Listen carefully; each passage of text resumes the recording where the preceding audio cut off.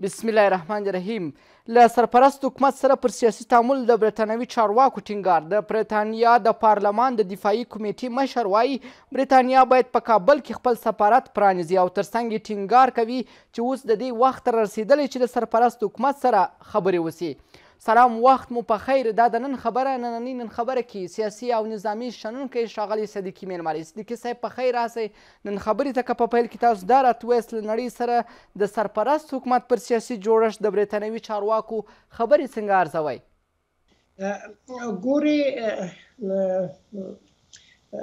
د انګلستان هغه د پولیسو رئیس یعنی د اردو رئیس هم په 2002 کال کې یعنی 15 میاشتې بعد د طالبانو چې په قدرت ورسېده دوی هم هماغه وخت ویلي چې طالبانو سره باید تعامل شي. په هغه وخت کې صدر اعظم ته وظیفه ورکړه چې تاسو لاړ شئ د طالبانو سره تعامل وکړئ او هغه راغی د محترم متقي سره مذاکره وکړه. پخواني هغه رئیس د ارتش هم همدا ویلي چې طالبانو سره تعامل وکړئ. خو دا موږ ته سوال دی چې تعامل وکړئ نو دوی خو دغه تقریبا 23 کاله په افغانستان کې خو همدغوی و چې د طالبانو باندې عملیات کولی وژل او په دې شپې چاپه راواله او دوی موږ باندې بېعزتي کوله. دوی بل څوک نه کوله خو دوی کولی. دوی اساکر دلته بیا څنګه دوی تعامل کوي لپاره دی چې یو تعداد بهرني همدغه طالبانو روزلي وو په قدرت راوستی ده هم پخوا مړې کو او اوس وی تعامل وکړي. بناهن که چیرې دوی وایي چې تعامل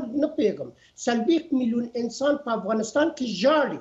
مکتب نشته، خاندان نشته، میمانیګان نشته، وادګان نشته، هیڅ شی موږ نه لرو. او اوس هغه د خبر شولو چې د پاکستان معلم استاد موږ نه راغواړي. هغه معلمان چې په تاریخ کې هغوی تروریست تربیه کړی ده او انتحاري موږ ته تربیه کړی او دوی غواړي. او په افغانستان کې چې موږ استادان لرو دوی په کورو کې ناست دي. موږ ډېر تشویش لرو او که هغوی غواړي برټانیا خو موږ باید په میړانه ووایو هغوی خو د پاکستان هغه د استادان دي او د پاکستان بادار ده او پاکستان غواړي چې افغانستان صوبه سرحد جوړ کړي. دغه طالبان اوس آهسته آهسته هغه تشویشونه چې موږ درلودله دوی واقعا په واقعیت تبدیلېږي په دې چې موږ ډاریږو چې واقعا په افغانستان 5م سرحد کې دا څنګه چل ده چې په افغانستان کې هیڅ شی نه ده او دوی تعامل وشي. کوم تعامل څه لپاره 2 کاله سو چې مکتب نه لرو.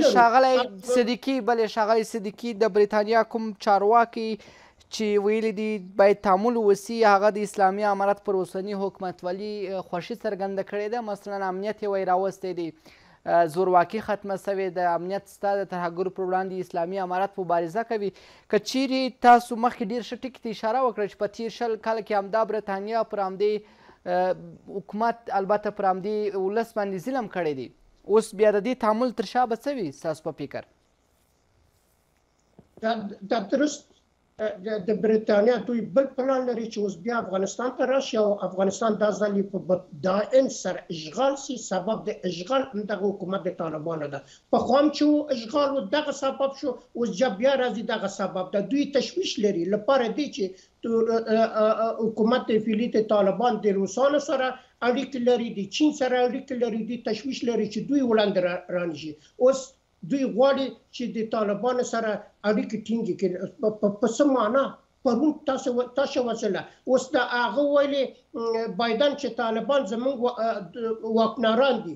دا که چیرې تاسو واکمنان ورته د ولې وژله سره د پاکستان موږ جوړوي هم بیا موږ اسیري په بهرانیانو باندې چې دا ځل بیا خلاصېدون موږ نه لرو.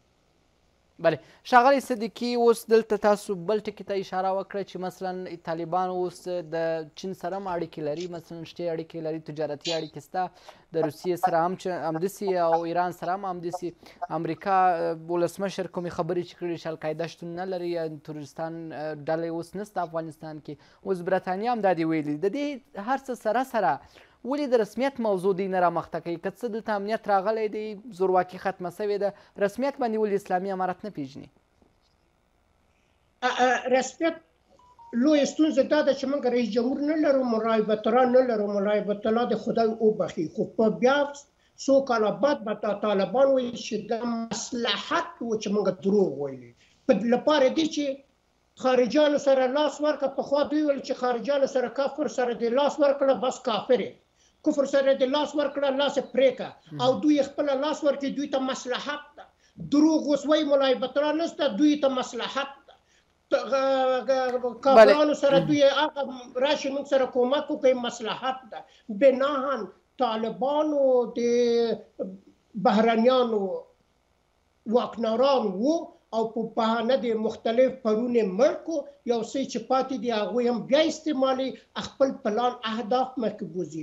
لپاره دې دوی په رسمیت نه پېژني چې موږ رئیس جمهور نه لرو، قانون اساسي نه لرو، اردو نه لرو، هیڅ نه. او دوی اکثریت رهبران په تور لیست کې دي، یعنی په تور لیست چې دوی په سد د جنایت جنگي په لیست کې ده. بنا دوی په رسمیت پیژني نو بیا بکه په تور لیست کې نیسي. دوی اوس په خپل سره بلې ښاغلی صدیقي تاسو دلته ځینې شیانو ته اشاره کوئ چې موږ اردو نه لرو. اوسنی اردو چې کله کله پر سرحد باندې د افغانستان دفاع کوي، د ایران څخه یې دفاع وکړله، د پاکستان څخه دفاع کوي، تاسو به هم لیدلی وي. دا یو اردو نه ده افغانستان کې چې د افغانستان دفاع کوي؟ د واخان سره تاسو خپله شاید یاست چې دفاع یې وکړله. نه، څه ډول اردو باید وویل؟ دا اردو نه ده، دا د همغه پرون که ووایم همغه په نوم د دوی چې مجاهدین د کلي بېسوادانو فقط پیسې ښکته او ویښتان اوږده منډې کوه په سرحد ده، دا اردو نه ده. اردو موږ او تاسو یې پوهېږو چې موږ اردو څه معنا، امنیت څه معنا، مثلا څه ډول اردو باید اوسي؟ ستاسو په فکر څه ډول اردو باید اوسي؟ په معیارونه باید، مثلا څه ډول معیار باید اوسي؟ دا ویښته، دا اوږده ویښتان باید ایسته سي. دا خو ایسته سوي دي ښاغلی صدیقي، دا خو اوس لرې سوي د اسلامي امارت د مشر لخوا ورته امر سوی، دا خو اوس د ایسته کړي دي، ټول منظم دي پر سرحداتو کې. ګورو هغه وخت کې موږ منظم اردو لرو چې هغه یو سلا بې ځایه لاړ نه سي. دا اوس زموږ سلاګانې په ایران کې دا اردو نشو. موږ هغه اردو لرو که ته مجرم نیسي قانون ته وسپاره، دوی نیسي سراحي محکمه کې یو وخت دی، دا اردو نشو. اردو کومه ده؟ دوی منځ کې دا اوس ترور روان ده، دوی خو نه نیسي. اردو خو باید امنیت لاړ شي، دا دستګیر کې نه کوي. اردو نه لرو، که اردو درلودلی هغه څوک چې بې عزته کېږي باید دستګیر شي، دوی نشته. زموږ خویندې په رسانو کې ویلي چې موږ دستګیر شولو، په هلته موږ سره تجاوز شو. تاسو خپله ولیدله چې په ژړا یې کوله چې اردو تجاوز نه کوي، اردو قانون تطبیقوي. هغه ورځ موږ ولیدله چې یو ځوان دوه ځوانې تیرباران کړو. دا چا تیرباران کړو؟ دا قانون باید وي. کومه ده اردو؟ اردو دې ته وایي چې ته ونیسه تیرباران یې که په د عام په خلک کې. دا خو اردو نشته که نه، دا دوی په ذهن اردو ده، دا اردو ته نه وایي. اردو قانون ته احترام کوي، مجرم نیسي زندان ته وړي، محکمه تطبیقوي. او په هر عمل چې بدون د قانون تطبیق شي، دا معنا چې موږ اردو نه لرو، قانون نه لرو، هیڅ شی نه. په ځنګل کې تاسو وینئ چې هر شی چې هر څوک چې هر څه وکړم، دغه حالت اوس روان دی. موږ اوس د یو تعداد پخواني حکومت کسان چې غریبانان د معاش لپاره حکومت کول، هغوی وطن پرستي نه وه، د معاش لپاره نیسي، وژني او مشران په بغل کې نیسي. بناهن موږ اردو نه لرو محترمه. هغه 4 نفر دي چې هغه کته پورته ځي، دا دې ته موږ اردو نشو وایي. بلې ښاغلی صدیقي، اسلامي امارت وایي چې سرایي محکمې ختمې سوي، کوم څه چې پر سوشل میډیا خپریږي یا هم مخکني دي یا هم د اسلامي امارت د بدنامولو په خاطر د کړنې د ځینو مغرضو کړیو د خوا ترسره کېږي. تاسو څه وایاست؟ اسلامي امارت یې ردوي؟ دغه ټکي ته که چېرې دوی وایي چې دا زموږ بدنامي لپاره ده، دا اردو باید لاړ شي، هغوی دستګیر کړي که نه. اردو که وایي ولې نه دستګیري؟ ولې په میډیا کې نه باسي چې دغه زما مجاهد دغه خیانت کړی ده، دغه د محکوم ولې نه کوي؟ ولې مجاهدین هره ورځ انتقام نیسي؟ راځو دې ځای ته ښاغلی صدیقي، اسلامي امارت دغسې اشخاص نیولي دي او تر زندانه پورې اچول دي. د نظامي وسایطو څخه غلطه استفاده څو ورځې وړاندې به تاسو هم پر سوشل میډیا لیدلي وي چې بیا هغه کس د اسلامي امارت د نظامي چارواکو لخوا نیول سوی دی. غریب و بیچاره که ونیسي، غریب و بیچاره بېواکه چې هغوی پرونه مجاهدینو، ولې مشر کسان قطعا نه. ښاغلی صدیقي، اوس به پر حل لارو چارو وغږېږو. د سفارت پرانیستل په کابل کې څومره اړین دي؟ دا سفارت که په برټانیه کې هم خوشي که هغوی د خپل پلان لپاره خوشي کوي او زمونږ بیا ستونزې موږ ته جوړي او دا د وطن په درد نه ده. موږ او تاسو ولیدله چې خلیلزاد صاحب وویل چې موږ افغانستان ته چې تللي وو د افغانستان د حل لپاره د ملت د حل لپاره نه وتلو، موږ خپل پلان درلودله. دوی بیا هم راځي د خپل پلان ته، زموږ د پرابلمو حل لپاره دوی نه راځي. دا دې ته امارات باید خوشحاله نشي او دوی ته بیا هم ستونزې پیدا کوي او دا بېغمه اوسي چې دوی ستونزې په دې چې دوی دلته خوشي کړه او دوی پخوا وایي چې امارات سره باید تعامل وکړو، خو جامعه جهاني او نورو نړیوالو دوی په شک کې دي لپاره دې چې دوی القاعده رهبري په تور لیست. بله ښاغلی صدیقي، اوس اسلامي امارت ته څه کول پکار دي؟ اوس حاکم نظام دی، د افغانستان ټوله جغرافیه د دوی په لاس کې ده، وایي چې زورواکي ختمه ده، د تعلیم موضوع ده، دا دوی هم مني چې تر امرستاني پورې به تعلیم بند وي. کله چې یو چوکاټ جوړ د چوکاټ تر جوړولو وروسته به نجونې زده کړو ته ولاړې سي. د اوسني حکومت بدیل ویني په دغسې اساس وخت کې، په اساس شرایطو کې څه باید وکړي د اصلاح په موخه؟ طالبان څو ځلې مې ویلي چې تر څو چې ملت ته رجوع ونه کړي دوی اصلا مشروعیت ملت ته نه لري. بهرانیانو که په دوی په رسمیت وپېژني خو ملت په رسمیت نه پېژني. بل دا چې د مکاتب دوی موږ د شرعي په توګه موږ خوشي کوو. نو نه پوهېږم که شرعي چې دوی 2 کاله سو آیا موږ په افغانستان کې اسلام لرو که نه لرو؟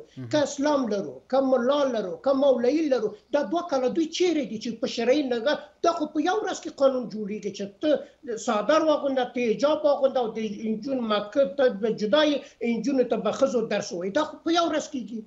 لپاره دی چې دوی وایي دوی داسې فکر کوي چې والا د نجونو که راغی مکتب ته زموږ ملا صاحبان تحریک کېږي او له لاره ونوځي. زه په دغلته موږ ته یو سوال پیدا شوی ده چې نجونو به بوټ ونغو چې ټک ټک یې حرام ده، نجونو باید حجاب واغوندي چې موږ ته زموږ شیطان دوچن لرو. چې دا په جهان کې موږ دلته یو په بار کې خلک لوس ګرځي، دوی نه تحریکېږي، زموږ ملا صاحب تحریک کېږي.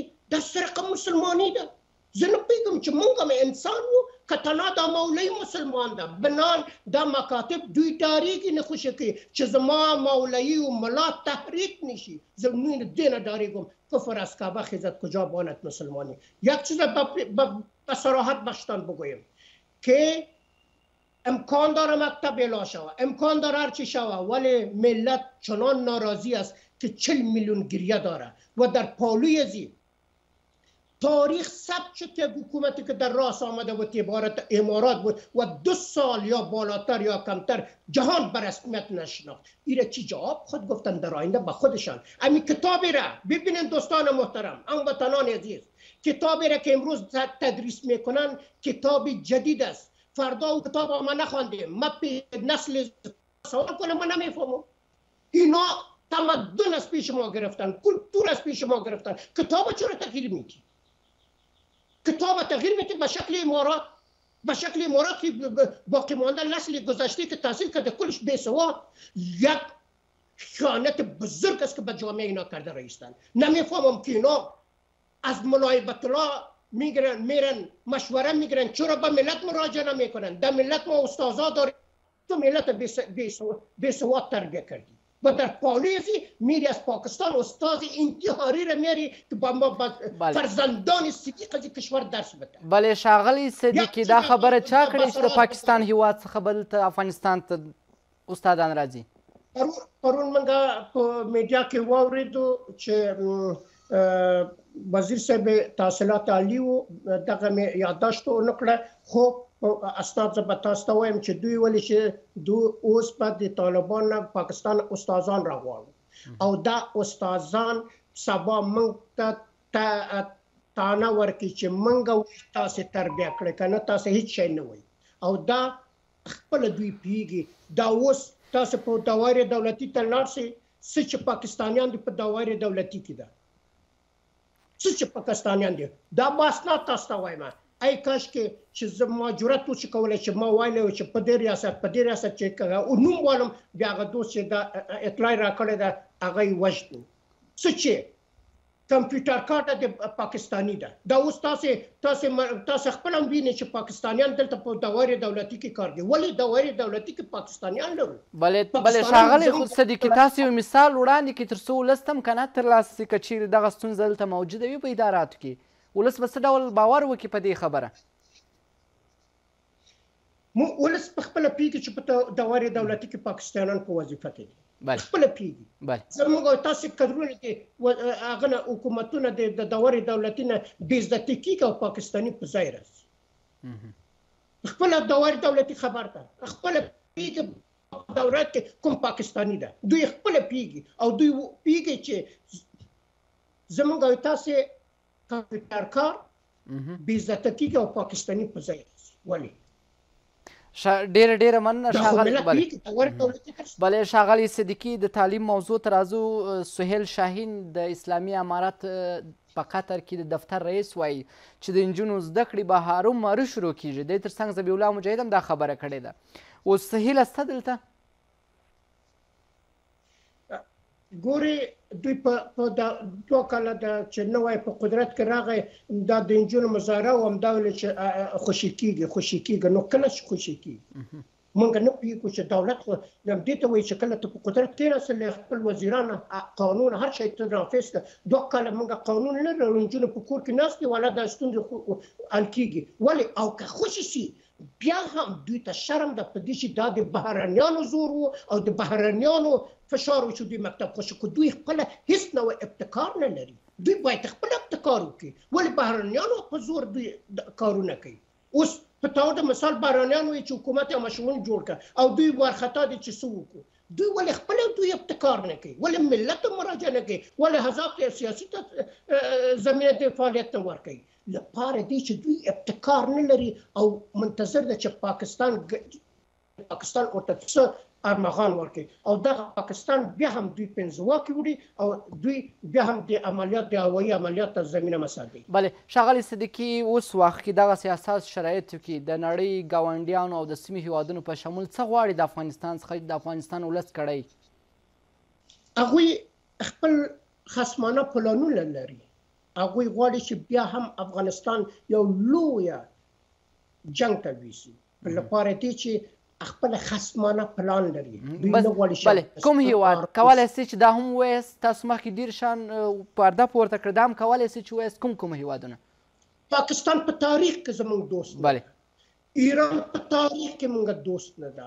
غربیان په تاریخ کې موږ دوست نه ده چې خلیلزاد خپل ویلي چې موږ د افغانستان د حل لپاره تللی نه وو. څه لپاره راغلی وي؟ د معدنو د غلا لپاره راغلی وي.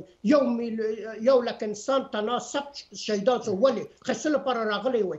بنان دا درست زموږ په ګټه نه ده خو موږ ملت بیا هم په خوب کې ویډیو او له خوبه نه جګي هر ورځ مړ کېږو. وی ولو خدای وبخي خو اجل هم دونه و. ولې دا اوس خلک نه شهیدان کېږي؟ پرون هم دوی و چې خلک شهیدان کوله. مسجد کې انتحاري کوله. شفاخانه کې انتحاري کوله. هغوی خلک د خدای وبخي اجل یې پوره و. دا اوس ولې د خلکو اجل نشته؟ موږ نه پوهېږو چې استه موږ روان وو چې اسلام نه روی مخ واړو چې دا څنګه چل ده؟ پرون اجل و نن اجل نشته. دا درست بدبختي د دغه طالبانو او دا څه چې مجاهدینو په نوم د مجاهد زه د ښه مجاهدینو احترام کوم. یعنی اکثریت هغه خاینین او قاتلین غاصبین چې د پاکستان اجنټانو د ایران اجنټانو دغو ته زما ارمغان دا ده چې وطن بربادي تاسو له لاسه ده او بیا هم بربادیږي تاسو له لاسه بربادي. بلې ښاغلی صدیقي د پاکستان او ایران اجنټان څوک دي؟ نومونه یې واخلئ مهرباني چې ولس ته واضح سي. اجنټان درست معلوم. پرون اشکانۍ موږ ته تربیه کړه. ایران افغانۍ موږ ته تربیه کړه. هغه ویلې هیلری کلینټن ویل چې موږ طالبان ورزوله. جنرال دراني ویل چې موږ طالبان ورزوله. دا خو میډیا ته دا خو اسناد ته جنرال دراني خپله په قطر کې د ژورنالست سره ویل چې موږ و طالبان ته درس ورکړ چې دا د دوی خپله پوهېږي. هغه ویلې بایدن ویل چې طالبان زموږ واکمنان دي. دا خو اسناد لري. نه حال دا خو پټېدی نشي. دوی کور دا اوس کور دوی په پاکستان کې ده. ولې په افغانستان کې خپل کور نه راوړي؟ ولې په قطر کې دوی کور ده؟ دوی خو قدرت لري. بلې ښاغلی صدیقي، اوس یو شي ته بیا اشاره کوم، دغه د تعلیم موضوعات د ښځو د کار مسله که چیرې حل سي، څه باید وکړي؟ د حل لاره څه ده؟ اوسني حکومت بدیل ویني که یا؟ حکومت که چیرې تنها د مکتب مثلا نه ده، مکتب به دوی په شرعي توګه به خوشي کړي. که چیرې ازادي بیان دي نه، که چیرې ملت آزاد ژوند ونه کړي. بلې ښاغلی صدیقي، دا د ازادي بیان نه ده چې تاسو اوس همدلته زما سره په خپرونه کې بحث کوئ او خپل بحث مو آزاد کوئ. دا د ازادي بیان نه ده ستاسو په فکر؟ نه. څه ډول د ازادي بیان باید اوس؟ ځکه په افغانستان کې وایي زما سر وخته پرې شوی. هیڅکله ما خبرې نشي کولی. څوک چې په افغانستان کې ژوند کوي نه غوندې ما غوندې خبرې دې وکړي، طالبان نقي سبا وژني. بلې ښاغلی صدیقي، ستاسو په شمول د لي حضوري هم زموږ سره په ځینې نور رسنۍ کې دغسې بحثونه کوي. د بیان ازادۍ تر څنګ نور کومې څه دي چې باید اصلاح شي؟ ګورې هره ورځ یو ستونزې طالبان پیدا کوي. کوم یو تاسو ته وایم، ښځو بیچارهګان چې واده ته لاړ شي، د ښار ښځه هغوی باید آرایش وکړي. اوس نه پوهېږم چې آرایش ونه کړي، نه پوهېږم په خپل مخ کې خوشحایي وټپي او روسي ته لاړ شي. هغوی خو باید هغه وکړي که نه، آرایش وکړي. څه وکړي؟ هغه آرایشګاه مو وتړل، ژړا وکړي، واده ته لاړ شي. هره ورځ دوی ستونزې پیدا کوي په واده کې. دا خو ښار ده، ښار کلتور کلتور فرق لري. شا باید د ښځو منځ ته لاړ نه شي. دا څه معنا ده؟ فقط هغه واده ته چې هغه خلاص شو خپل کوټې ته ننوځي، هغه د ځوان ارمانونه څه شو؟ هره ورځ دوی ستونزې پیدا کوي. تنها مکتب نشته، هره ورځ ستونزې ده. بنان دا بدیل د دغه نظام چې اصلاح نشي. موږ په مېړانه درته وایو چې عنقریب تاسو یو لوی اتفاق جوړیږي چې حزاب پکې ده، علما پکې ده، حتی شخصیتونه پکې. دا اعلان موجودیت کې اول زر دوی سره به مذاکره کوي چې تن ورکړي ملت ته. او دا قانون چې تاسو لاړئ دا د ځنګل قانون ده. انساني قانون ملت ته ورمخکې کړي، انساني قانون. ته ما ته دوستانو ملت ته راته ووایه چې 15 نفره په یو کور کې څوک مېلمه کېدی شي؟ نشي کېدلی. عاجل طالب راځي چې تاسو څه کوئ دلته؟ دا خو ازادي نشو. دا کوم ازادي ده چې زه مېلمستیا نشم کولی، زه یو چیرې تللی نشم؟ دا خو ازادي نشو. دا څه رقم ژوند شو؟ په جهان کې موږ اسلامي ممالک ګورو یو طرف، او په افغانستان کې ګورو دا بل طرف. دا څه رقم قصه ده؟ نه پوهېږم چې دا ملا صاحبان اوس په مېړانه تاسو ته وایم چې مولوي صاحبان ویلی و چې صلې رحم د مسلمانانو په وجود کې ده، او زه په اکثریت د ملا صاحبان په وجود کې صلې رحم نه وینم. په مېړانه وایم چې بنان دوی ته موږ کوم لقب کړي. بلې ښاغلی صدیقي، صلې رحم دا وایي چې په کافرانو کې ده، په مسلمانانو کې ده، په کافرانو کې نه ده. اوس صلې رحم دوی منځ کې نشته. بلې ښاغلی صدیقي، اوس به راسو دې ته که چیرې تعامل کیږي، څه ډول تعامل باید وکړي؟ اګست میاشت کې کیدای شي چې غونډه دایره سي او اسلامي امارت 6 وزیران زموږ د راپورونو پر اساس چې موږ ترلاسه کړي دي هلته به ګډون کوي. د څه ډول یو طرحې سره باید ورسي او څه ډول چمتووالی باید ونیول سي؟ په لنډو کې راته ووایاست. طالبانو حکومت د پخواني وزیران یا د عامه شمول دا زموږ د لارې حل نه ده. بیا ملت ته غغل او د رازن د رار نه وړي. ملت د رجوع کې دننه په افغانستان کې قدرونه دي، دننه په افغانستان کې احزاب ده، دننه په افغانستان کې علما چې واقعا ملت باندې زړې زوري هغوی راوغواړي. د پاکستان د ملا هیبت الله مولیان د ور رخصت کې هغوی زموږ بربادي ده. افغاني مولوي اوس مولویګان یو مولوي یو شی، بل مولوي بل شی وایي. موږ اوس دې ته حیران چې کوم مولوي رښتیا وایي دوی ته مراجعه وکړي. انساني قدرت د دوی والي، انتخابات ته د تنقیدي یوازینۍ لاره دا ملت احترام وکړي، انتخابات ته لاړ شي وګټه، نوش جان دې سه بیا قانون نافذ کړه، حکومت وکوه. خو یوازینۍ لارې دا ده چې انتخابات لرو ریاست. ته خو په انتخابات کې رانغلې، ته خو د یو معامله د خلیلزاد سره راغلی چې اوس خپله پارلمان د امریکا کانګرس وایي چې خلیلزاد اشتباه کړی ده. خپله دوی وایي چې اشتباه یې کړې، خپله دوی وایي چې موږ اشتباه کړې ده، هغه د بایدن انتقاد لاندې ده چې ولې طالبان راغله. بنا دوی په معامله راغلي دي چې په معامله راغلی دا مشروعیت نه لري، غني هم مشروعیت نه درلودله چې په غیر معامله په حکومت یې کړی. تاسې هم نه لري، د لارې د ملت لارې واخلئ. ډېره مننه ډېره مننه ښاغلی صدیقي صاحب چې تر دا وخته مو زموږ سره ملتیا کول. مننه صاحب. درنو لیدونکو ستاسو د ملتیا او ګډون څخه نړۍ مننه.